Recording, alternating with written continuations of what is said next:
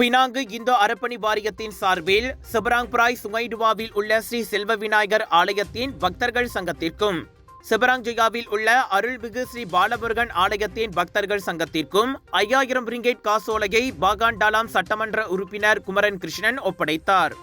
ஆலய நிர்வாகங்கள் மேற்கொள்ளும் சமய மற்றும் சமூக நல நடவடிக்கைக்கான பினாங்கு இந்தோ அரப்பணி வாரியத்தின் நீடித்த ஆதரவை தொடரும் வகையில் இந்த நிதி உதவி அமைந்துள்ளது.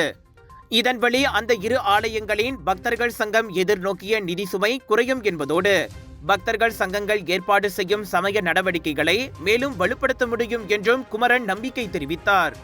மேலும் பினாங்கு மாநிலத்தில் உள்ள இந்து சமூகத்தினரின் சமூக நலன் மற்றும் மேம்பாட்டை உறுதிப்படுத்துவதில் இந்து அரப்பணி வாரியம் தனது கடப்பாட்டை தொடரும் என்றும் அவர் கூறினார். இதனிடையே பாகாண்டாலாம் சட்டமன்ற தொகுதியில் உள்ள வசதி குறைந்த அல்லது B40 குடும்பங்களை சேர்ந்த பள்ளி பிள்ளைகளுக்கு கண்கண்ணாடிகளை பெறுவதற்கு உதவி திட்டமும் மேற்கொள்ளப்பட்டது.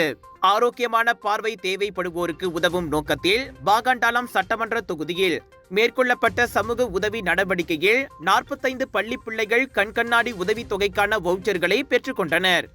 முன்கூட்டியே மேற்கொள்ளப்பட்ட பதிவு நடவடிக்கை மற்றும் கண் பார்வை பரிசோதனையை தொடர்ந்து இந்த உதவி திட்டத்திற்காக பள்ளி பிள்ளைகள் தேர்வு செய்யப்பட்டனர். பாகாண்டாலாம் சட்டமன்ற தொகுதியில் உள்ள மக்களின் வாழ்க்கை தரத்தை மேம்படுத்துவதோடு மக்களுக்கான பல்வேறு சமூக நல உதவிகளை பாகாண்டாலாம் சட்டமன்ற தொகுதி சேவை மையம் தொடர்ந்து மேற்கொண்டு வரும் என குமரன் தெரிவித்தார். இந்த தேங்காய் எண்ணெய் சமையல்ல அப்படின்னு ஸ்பெஷல் இருக்கு. கேரளாவிலிருந்து தயாரிக்கப்பட்ட ரேனாயூர் சமையல் தேங்காய் எண்ணெயில சமையல் செஞ்சு சாப்பிட்டா தரமாவும் இருக்கும், அறுசுவையாவும் இருக்கும்.